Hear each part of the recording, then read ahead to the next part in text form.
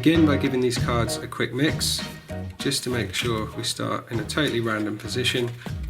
So in roulette, there are red numbers and there are black numbers. So what would you usually choose, red or black? I like red. Red. Reach in there and just touch any card you like, it doesn't matter which one. 4 farts. That's going to be your bet. So you'll notice that the back is red, but the casino always has an edge. After the wheel is spun, you see we can change your selection to black, and if I just snap, you notice the entire deck changes black. Unlucky mate, the house always wins. We're going to use this deck of cards to play a game of roulette. I'm going to warm up the wheel, give these cards a mix, and I'm going to invite you to place your bet. Please select any card you like. Oh, that one there, please. That one there. Have a look, show the camera, don't show me. I'm going to place your bet somewhere in the middle of the deck. The card gets lost, and I'm going to give these a quick mix just to make sure I don't know where the card is. We'll leave it to chance. So the bets are placed, we're going to get the wheel spinning. Have a look inside there. You should see the wheel actually spins. I'm going to riffle through the cards, and whenever you feel lucky, just call stop. Stop. There. I break the deck. You'll see the ball has stopped on the number 15. Now there is no 15 in cards, it's telling us the location of your card. Deal 14 cards down and then deal the 15th card. Okay. 1, 2, 3, 4, 5, 6, 7, 8, 9, 10, 11, 12, 13, 14, 15. What was your bet? 10 of spades. 10 of spades. Let's see how lucky you were. Oh yes. There you go. Congratulations. Thank you. You always win in this casino. Right, we're going to try an experiment to see how lucky you are. Give those a good shuffle. And you can cut the deck anywhere you like. Just keep half. I'll keep half. So in a second, I want you to recut the deck. Have a look at one card. Burn that card in your mind. Don't forget the card. And then you can then lose it in your half. So go ahead and do that. I've just chose a card.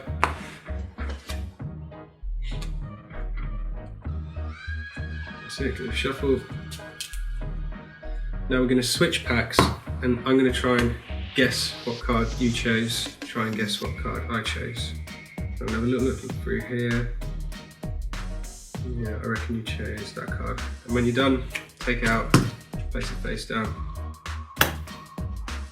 So for the first time, what card did you choose? 9 of diamonds. 9 of diamonds. Well, I'm always lucky. So there you go. Yes.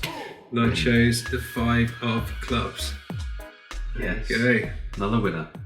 Very lucky, mate. Very lucky. Play the next game.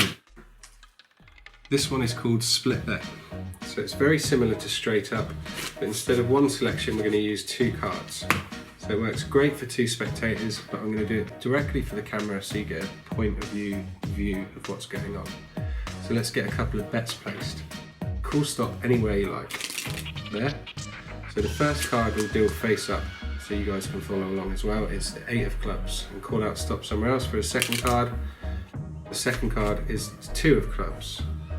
So they've come from different parts of the deck, and ordinarily I wouldn't see these. I'd show the spectators and I'd say, is there any similarities between your cards? And they'll say yes, they're both black and they are both the same suit. I'll say in that case we can do a combination bet.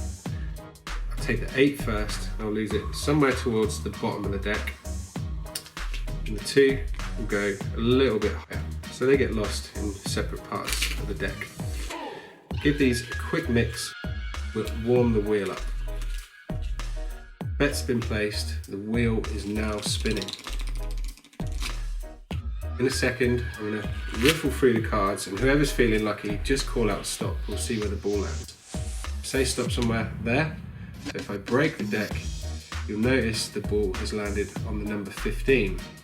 This is telling us where your combination bet is. If I count down 15 cards, there's 1, 2, 3, 4, 5, 6, 7, 8, 9, 10, 11, 12, 13, 14, the 15th card. All your cards, you had the 8 and you had the 2. Well, 8 plus 2 should make the 10 of clubs. Congratulations. So that's a great combination bet. That's a big payout. and this is a crooked casino. I'm not about to pay out double. I'm going to take this 10 back in time. I'm going to split it into your initial bets. Unlucky guys, house always wins. I'm gonna show you a dirty scam. They do that in casinos. I'm gonna represent this with this deck of cards. So I'm gonna run through it and we're gonna select the number that you're gonna bet on, okay? And just tell me stop whenever you feel like. So they say stop. Because we saw this card and this card, we're gonna pick the one that we haven't seen. The one that was right in the middle over here. The 8 of clubs. Now, this 8 of clubs here would be how much you'd bet, for example. It could be $8, 18, 8,000, 80, 800. Depends. And maybe you split everything and put some on a red too. Now, do you think you'd win? The problem with this kind of gambling is the house always win. And if it falls on black, man, you're out of luck.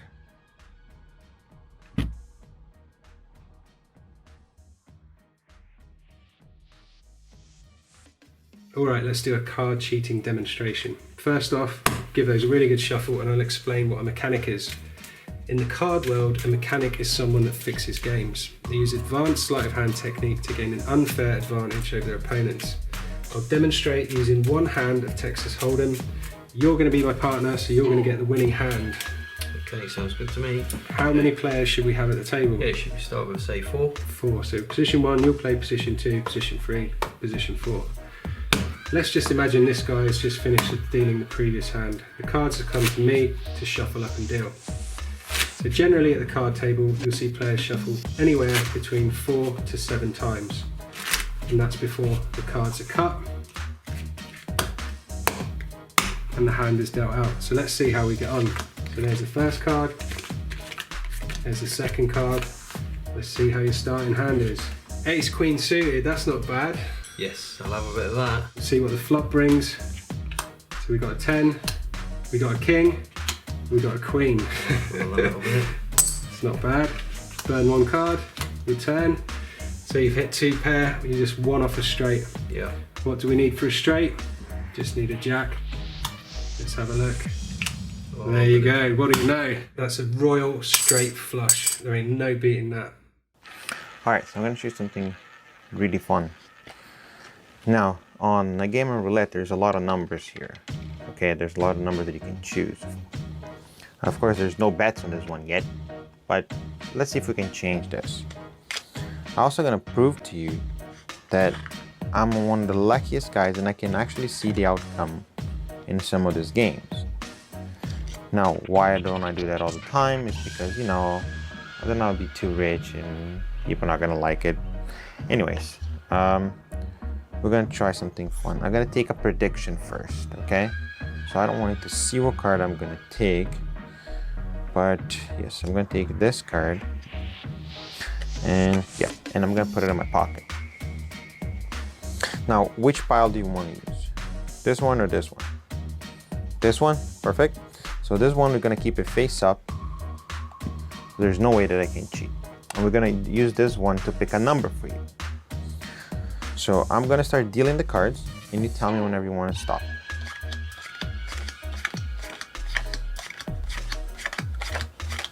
Stop, perfect.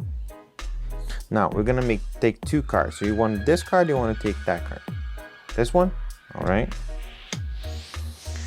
Now, because I said you're gonna take 2 cards, you can take the one that we already dealt before or the one that we haven't. Which one do you want?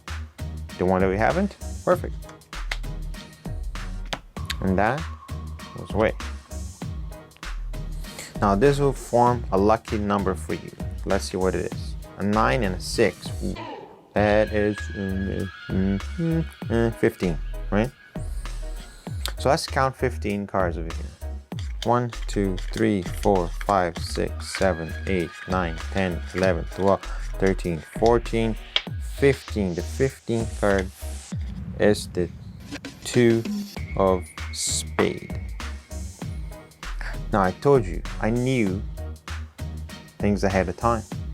Like first, for example, 15. I knew that. Because see, magically in the box, there is a bet now. Look. Right on the 15. But before that, I knew that was going to happen too. Because look, in my pocket, I took a card. Didn't I? And of course, that matches your card. It's the mate of it. Inside the box, before I started,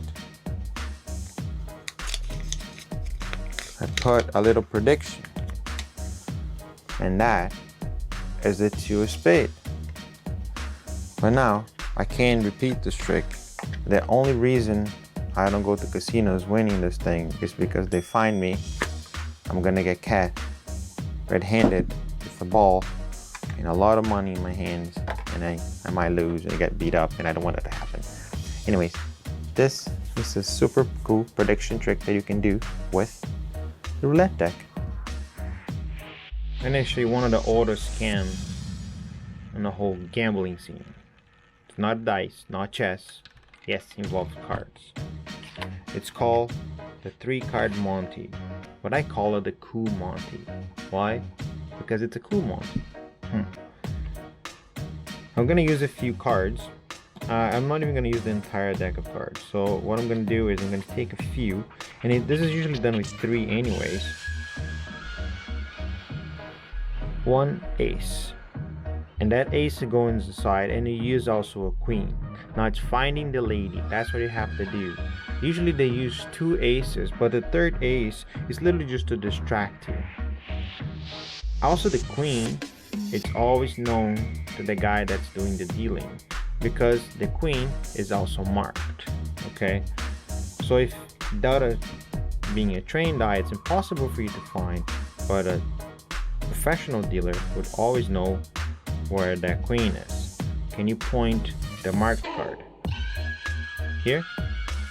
Of course. It's super easy when I point it out. But see, the house always wins, which means that not the queen, but all the other cards were marked. And again, my friend, you've been deceived. In France, there was 3 friends that made a lot of money in a roulette game. I don't know if you know, but there's lots of ways to get money in a roulette game. You can bet in 4 numbers at once.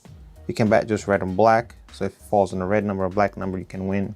But the biggest payout is when you win on a single number. Now there's no bets in here yet, as you can see. You're gonna play the part of the person doing all the bet. Okay. Another key component of this, for the scam to work, was a guy named the marker. And the marker is going to be played by my friend, the ace of spade. Now the marker's job was to tell you which number to bet on. So let's just go, we're going to spread it. And you place this anywhere you like. So they place it, let's say over there. Now because it's super easy to mix up because all the backs, I'm just gonna actually just flip the ace face up.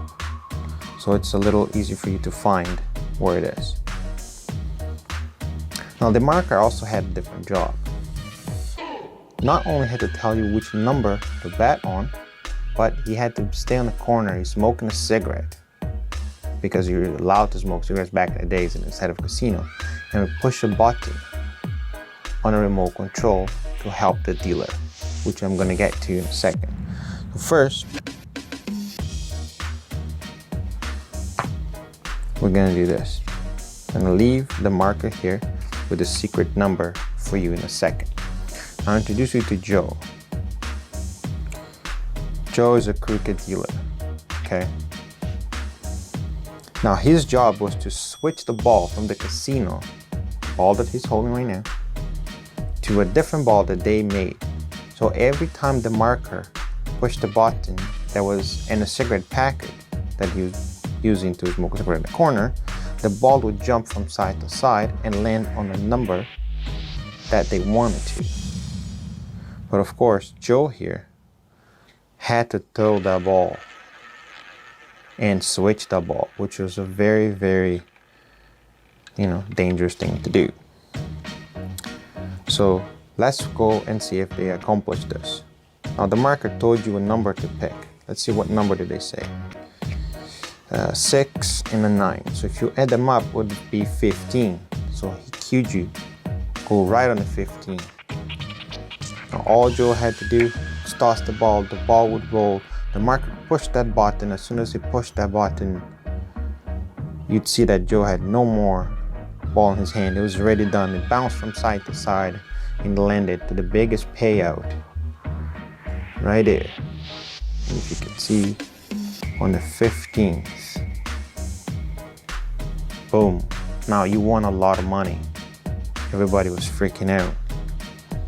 But see, there's a thing that you cannot do in the casinos. You can run the same scam over and over.